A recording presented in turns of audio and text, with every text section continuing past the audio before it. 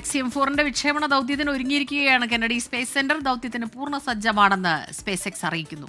B Dileep Kumar ചേരുന്നുണ്ട് news ഡെസ്കിൽ നിന്ന് വിവരങ്ങളുമായി. ദിലീപ് കുമാർ, ലോകം ആകാംക്ഷയോടെ ഉറ്റുനോക്കുമ്പോൾ നമ്മൾ ഓരോ ഭാരതീയനും വലിയ ആകാംക്ഷയോടെ നോക്കുകയാണ്. പലവട്ടം മാറ്റിവെച്ചെങ്കിലും ഇന്നിപ്പോൾ ദൗത്യം അത് പരിസമാപ്തിയിലെത്തുമെന്നുള്ള വിശ്വാസത്തിൽ പൂർണ്ണ പ്രതീക്ഷയിൽ തന്നെയാണ്. സ്മിത, ഇന്ത്യയിലെ കോടിക്കണക്കിന് മനുഷ്യരുടെ പ്രതീക്ഷകളുമായാണ് ശുഭാംശു ശുക്ല ഉച്ചയ്ക്ക് 12:01 അമേരിക്കയിലെ കെന്നഡി സ്പേസ് സെന്ററിൽ നിന്ന് ബഹിരാകാശത്തേക്ക് പറന്നുയരുക. ഇന്ന് ഉച്ചയ്ക്ക് 12:01 വിക്ഷേപണം കെന്നഡി സ്പേസ് സെന്ററിലെ 39A എന്ന വിക്ഷേപണ തറയിൽ നിന്നാണ് ഫാൽക്കൺ 9 എന്ന റോക്കറ്റ് അത് വിക്ഷേപിക്കുക. ഈ റോക്കറ്റിനൊപ്പം ഘടിപ്പിച്ചിട്ടുള്ള ഡ്രാഗൺ പേടകത്തിലാണ് 4 യാത്രികരുമുള്ളത്. ശുഭാംശു ശുക്ലയാണ് ഈ പേടകത്തിൻ്റെ പൈലറ്റ്. ഇതിൻ്റെ കമാൻഡർ പെഗ്ഗി വിൻസൺ നിരവധി തവണ ബഹിരാകാശ യാത്ര നടത്തി പരിചയസമ്പന്നയാണ്.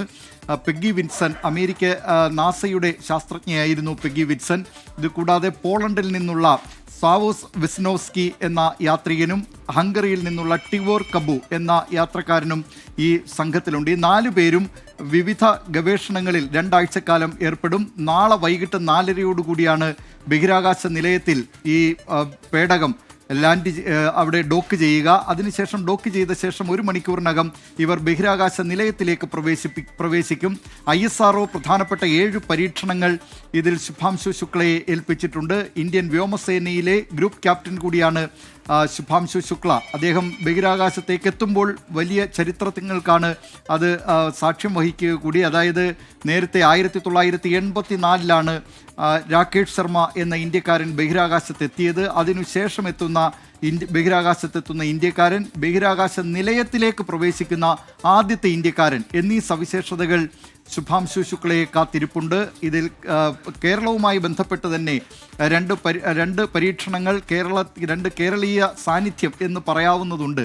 അതിൽ ഒന്ന് ബഹിരാകാശത്തെ കൃഷിയുമായി ബന്ധപ്പെട്ടതാണ്. അതിൽ വെള്ളായണി കാർഷിക സർവകലാശാലയും തിരുവനന്തപുരത്തെ IISTയും ഈ പരീക്ഷണത്തിൽ പങ്കാളിയാണ്. ബഹിരാകാശത്തേക്ക് കൊണ്ടുപോകുന്ന അവരുടെ പോഷക സാന്നിധ്യമായ സാലഡ് അത് ബഹിരാകാശത്ത് തന്നെ മുളപ്പിക്കാൻ കഴിയുമോ എന്ന പരീക്ഷണമാണ് അതിലൊന്ന്. മറ്റ് നിരവധി പരീക്ഷണങ്ങളുണ്ട്. അത് മൈക്രോഗ്രാവിറ്റിയുമായി ബന്ധപ്പെട്ടുകൊണ്ട്, സൂക്ഷ്മ ഭൂഗുരുത്വവുമായി ബന്ധപ്പെട്ടുകൊണ്ടുള്ള പരീക്ഷണങ്ങളാണ് മറ്റുള്ളവ. ഈ പരീക്ഷണത്തിനൊപ്പം തന്നെ മറ്റൊരു പരീക്ഷണം, ഈ ബഹിരാകാശ യാത്രികർ 4 പേരും നടത്തുന്ന മറ്റൊരു പരീക്ഷണം പ്രമേഹ രോഗികൾക്ക് ബഹിരാകാശ യാത്ര സാധ്യമാകുമോ എന്നതാണ്. അത് ഒരു മലയാളിയായ VPS ലേക്ക് ഷോറിൻ്റെ ചെയർമാൻ കൂടിയായ ഡോക്ടർ ഷംഷീർ വയലിൽ അദ്ദേഹം വിഭാവനം ചെയ്തിട്ടുള്ള സ്വീറ്റ് റൈഡ് എന്ന പദ്ധതിയാണ് ഇതുമായി ബന്ധപ്പെട്ട് തിരഞ്ഞെടുത്തിട്ടുള്ളത്. അങ്ങനെ ഈ യാത്രയ്ക്കൊപ്പം, ശുഭാംശു ശുക്ലയുടെ യാത്രയ്ക്കൊപ്പം തന്നെ മലയാളി സാന്നിധ്യം ഇതുമായി ബന്ധപ്പെട്ട പരീക്ഷണ നിരീക്ഷണങ്ങളിലൊക്കെ ഉണ്ട്. മറ്റ് നിരവധി മലയാളികൾ ഇതുമായി ബന്ധപ്പെട്ടൊക്കെ ഉണ്ട്. ISRO ഇതിൽ തന്നെ പങ്കാളിയാണ്. അങ്ങനെ രാജ്യം കാത്തിരിക്കുന്നു, ലോകം കാത്തിരിക്കുന്നു. ഉച്ചയ്ക്ക് 12:01 അമേരിക്കയിലെ കെന്നഡി സ്പേസ് സെന്ററിലെ വിക്ഷേപണ തറയിൽ നിന്ന് ഫാൽക്കൺ 9 റോക്കറ്റ് ശുഭാംശു ശുക്ല അടക്കം 4 യാത്രക്കാരുമായി ബഹിരാകാശത്തേക്ക് കുതിക്കും. സ്മിത, ദിലീപ്, ഈ കഴിഞ്ഞ 7 പ്രാവശ്യവും മാറ്റിവെച്ചത് ഓരോരോ സാങ്കേതിക പ്രശ്നങ്ങൾ, അത് കൂടുതൽ വിജയത്തിലേക്ക് എത്താനുള്ള ഏതെങ്കിലും തരത്തിലുള്ള പാളിച്ചകൾ ഉണ്ടെങ്കിൽ അതെല്ലാം മാറ്റിവെച്ച് അതെല്ലാം പൂർണ്ണമായും മാറ്റി കൃത്യമായ പരിശോധനകളിൽ എത്തുക എന്നുള്ളതാണ്. അതുകൊണ്ട് തന്നെ ഇന്നത്തേത് അത് യാതൊരു തടസ്സങ്ങളും ഇല്ലാതെ മുന്നോട്ട് പോകും എന്നുള്ള വിവരം തന്നെയാണോ ലഭിക്കുന്നത് ഇതുവരെ? സ്മിത, കുറ്റമറ്റ രീതിയിലായിരിക്കണം ഈ വിക്ഷേപണം എന്നതാണ് ഇതിന് നേതൃത്വം നൽകുന്ന നാസ, സ്പേസ് എക്സ് തുടങ്ങിയ ഏജൻസികൾ, യൂറോപ്യൻ സ്പേസ് ഏജൻസി, ISRO, ഇങ്ങനെ വിവിധ ഏജൻസികളുടെ സംയുക്ത സംരംഭമാണിത്. അതുകൊണ്ട് തന്നെ ഇതിൽ ഒരു കുറ്റവും പാടില്ല എന്ന നിർബന്ധം ഇതുമായി ബന്ധപ്പെട്ടുള്ളവർക്ക്, ഇതിന് പിന്നിൽ പ്രവർത്തിക്കുന്നവർക്കുണ്ട്.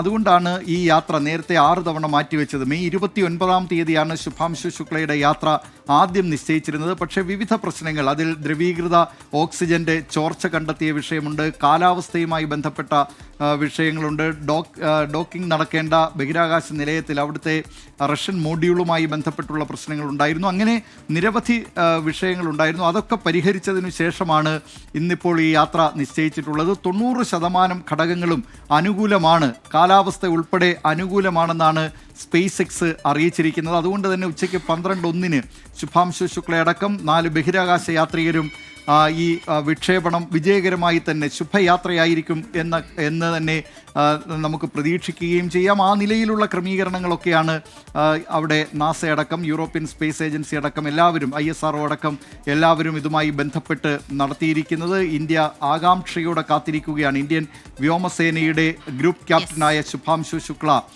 അദ്ദേഹം ബഹിരാകാശത്തെത്തി കാണുന്ന കാഴ്ചകൾക്കായി അദ്ദേഹത്തിൻ്റെ ഗവേഷണ ഫലങ്ങൾക്കായി ലോകവും ഇന്ത്യയും ഒക്കെ കാത്തിരിക്കുകയാണ്.